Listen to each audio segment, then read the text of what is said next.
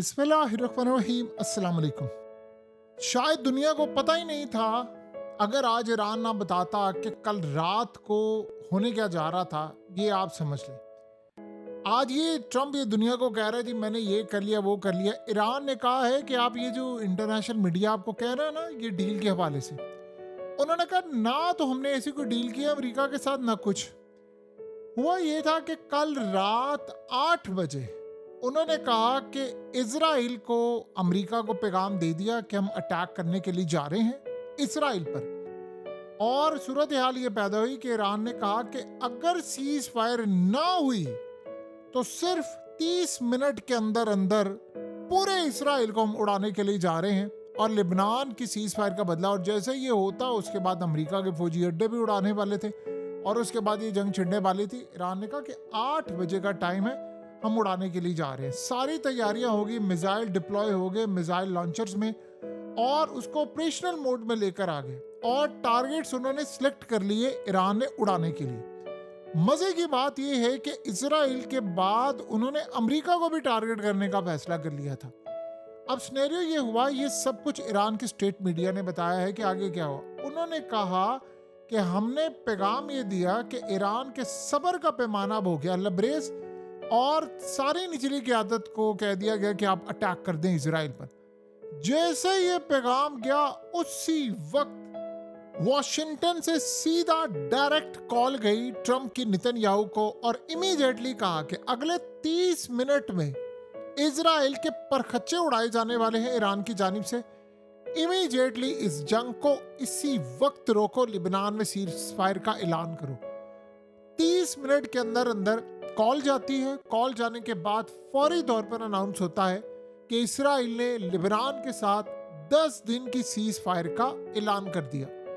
अब ये तो हो गया पॉइंट। इसमें तो आप एक बात समझ लें कि ये जो ट्रम्प क्रेडिट लेता फिर रहा है, ईरान ने कहा है कि हम 8 बजे इजराइल को उड़ाने वाले थे और उसके बाद ये मामला हुआ। अब आते हैं जरा मेन पॉइंट पर, जो मेन पॉइंट समझने वाले हैं। ये तो हो गई सीज फायर और दूसरी सूरत हाल ये है कि सीज फायर होने के बाद अब ये जो ट्रम्प कह रहा है ना कि ईरान कभी एटम बम नहीं बनाएगा और ये फलाना हो गया ये हो गया, ये बात आप समझ लें। ये जो सारे का सारा पॉइंट है, लोग शायद ये समझ रहे हैं कि जी वो ईरान ने इतनी ज्यादा लड़ाई की, अब उन्होंने आकर स्टेट ऑफ हॉर्मस। पहली बात ये है कि अपनाए हॉर्मस में ईरान ने इसको ओपन किया। देखिए इस वक्त मीडिया तो ऑफ कोर्स अमेरिका का है, यूरोप का है, इजराइल का, उनका इन्फ्लुएंस है। मीडिया तो जो आप देखिए सारी दुनिया किसको कोट कर रही है, अमेरिकी मीडिया को। ईरान क्या कह रहे हैं, ईरान का मीडिया चूंकि बहुत कमजोर है, वो ये कह रहे हैं पहली बात यह है कि अपनाए हॉर्मस से हमने सारे शिप जो गुजरेंगे वो हमारी मर्जी से गुजरेंगे, हम उनसे पेमेंट वसूल करेंगे। तो ये हमारी सबसे बड़ी फतह है।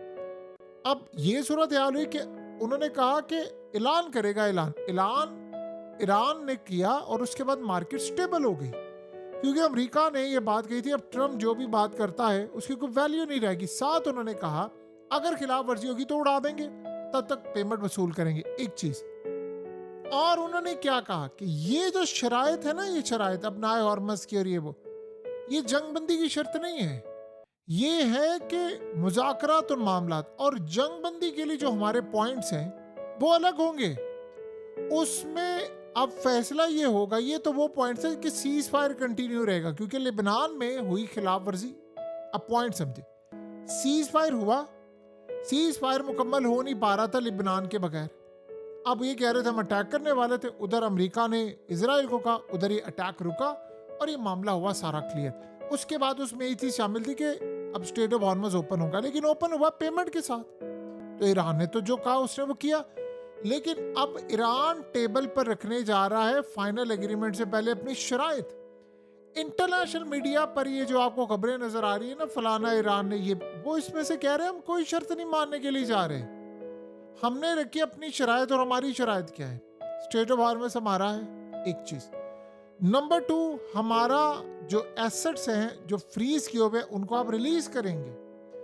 फिर उसके बाद आप हमारे एसेट्स को रिलीज करने के बाद हमसे हटाएंगे पाबंदियां, और पाबंदियां आप हर सूरत हटाएंगे। अब सवाल यहां पर यह पैदा होता है कि अगर पाबंदियां हटती हैं तो ईरान तेल बेचने के लिए आगे आएगा। तो तेल अगर बेचने के लिए ईरान आगे आता है तो इंटरनेशनल मार्केट में तो $30 बैरल की कीमत आ जाएगी। ये तो कोलैप्स कर जाएगा सारा कुछ।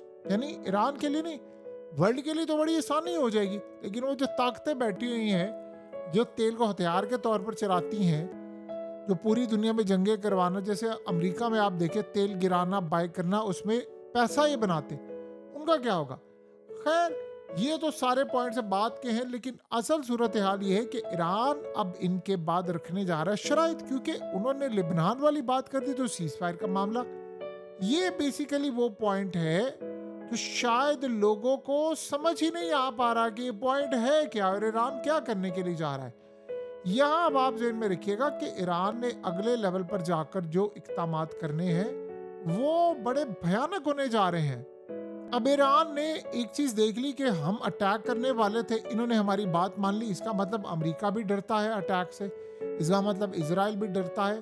तो ये सारे अटैक से बहुत ज़्यादा डरते हैं, तो हमें इसको अपने हथियार के तौर पर लेना है। तो ये बेसिकली अब वो ये काम करने के लिए जा रहे हैं कि हम ये अटैक करेंगे और हम इस तबाही को अमेरिका पर बर्पा करते हुए आपको दिखाएंगे।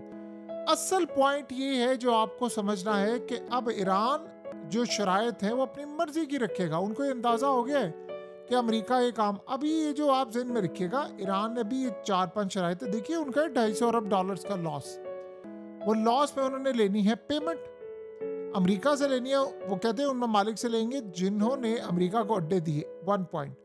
दूसरा, उसके अलावा स्टेट ऑफ हॉर्मज से पेमेंट आती रहेगी उनको, वो एक अलग चीज़ है। फिर परमानेंट जंगबंदी में ये चीज़ शामिल होगी कि अमेरिका और इसराइल दोबारा अटैक नहीं करेंगे। फिर उसके बाद हिजबुल्लाह यमन पर अटैक नहीं होगा, किसी सूरत अटैक नहीं होगा। और आप अंदाज़ा करें, जिन्होंने हिजबुल्लाह की लेबनान की शर्त मनवा कर ये रात को 8 बजे वो अटैक करने वाले थे, उन्होंने इतना कुछ कर लिया, तो सोचें कि उन्होंने बाद में क्या कुछ प्लान नहीं किया होगा।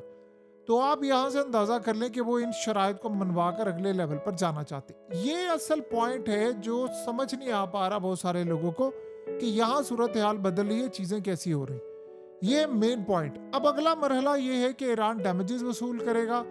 ईरान, देखिए, पाबंदियां अगर उस पर हट जाती हैं तो वो गैस बेचेगा।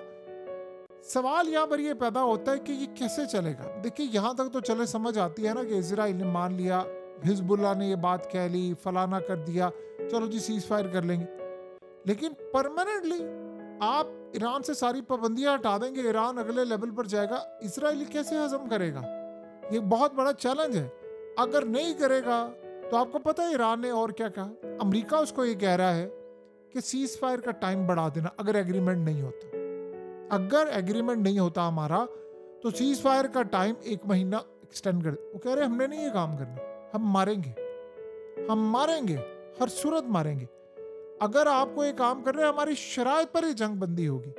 अब यहाँ आप देखिए ट्रम्प की भड़कों पर ना, जब मैंने ये कर लिया, मैंने वो कर लिया, ये कह रहा था ईरान करेगा एब्सोल्यूट सरेंडर। ईरान ने सरेंडर तो छोड़िए, वो अटैक करने वाले थे। उन्होंने फिर वहां से फोन घुमाया सीधा तेल अवीव के, आप फौरी तौर पर ऐलान करें, नहीं तो अगले 1 घंटे में अटैक होने वाला है। उसके बाद आप देखिए नेतन्याहू ये कहता है कि मैं ऐसा कर दूंगा, वैसा कर दूंगा। देखिए, बयानात की हद तक बातें करना। ईरान में इजराइल और अमेरिका में डिफरेंस क्या है? ईरान का मीडिया बहुत वीक है, बहुत ज्यादा वीक है, बहुत ज्यादा वीक है। उनके मुकाबले में दुनिया में हजारों चैनल्स अमेरिका, इजराइल, यूरोप, सारे ईरान के खिलाफ है। ये जो आपको सारी चीजें और सब कुछ खबरें सब कुछ आती है ना, उसने ये कह दिया, वो कह दी।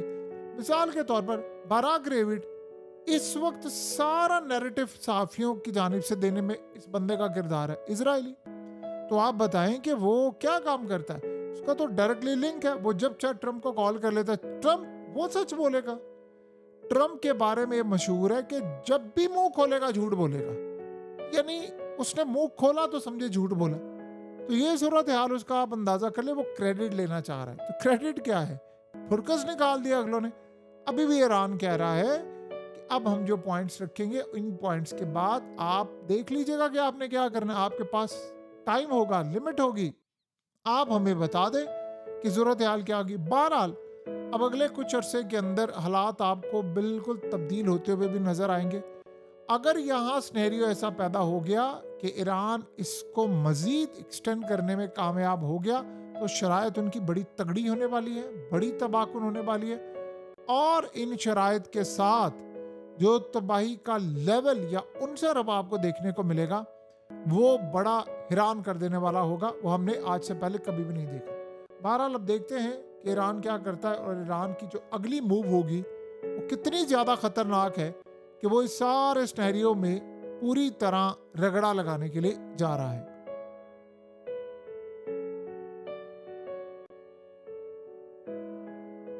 हकीकत टीवी को सब्सक्राइब करना मत भूलें, वीडियो को लाइक करें, शेयर करें और कमेंट सेक्शन में अपनी राय का इजहार ज़रूर करें।